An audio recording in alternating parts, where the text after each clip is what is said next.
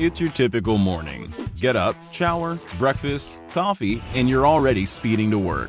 Every single day, you're trading over 8 hours of your life for a measly wage. According to studies, an average office worker is occupied by actual work for only 3 to 4 hours a day. 5 hours is a feat. 6 hours is considered overwork. 7 to 8 hours? Let's be real. Nobody at your office is slaving that hard.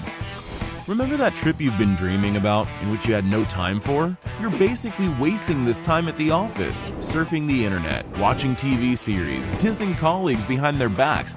It's all the same year after year until you retire, if you manage to retire. This is nonsense. Time is finite and you're wasting it way too carelessly. But how would you pay the bills otherwise? Ever considered Forex? A skilled trader can make as much as your monthly pay in a couple of successful trades, which takes about 1 to 2 hours. Of course, one can't do that from the get-go. Start with a demo account. Try out the most effective strategies. Learn to track market news and trends. It will pay off. No longer will you be reflecting on the wasted opportunities. You will be able to manage the time of your life like a pro. Not convinced yet? Give it a thought. You still have time left.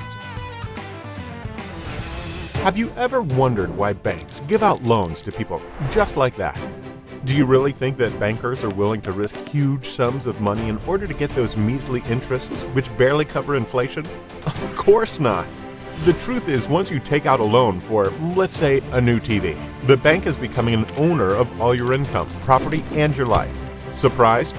In most countries, the laws are set up in such a way that the slightest loan covenant violation can cause a series of lawsuits spinning out of control. And bam! You've got nothing and still owe to the bank more than you can earn in a lifetime. Not the most desirable outcome, right? But what do bankers need this army of potential slaves for?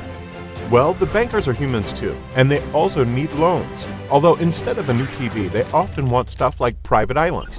Loans of that league can only be given out by the sole issuer of all the money, the government, which in turn needs guarantees that the debts will be returned. The bankers are smart and they would never risk their own property.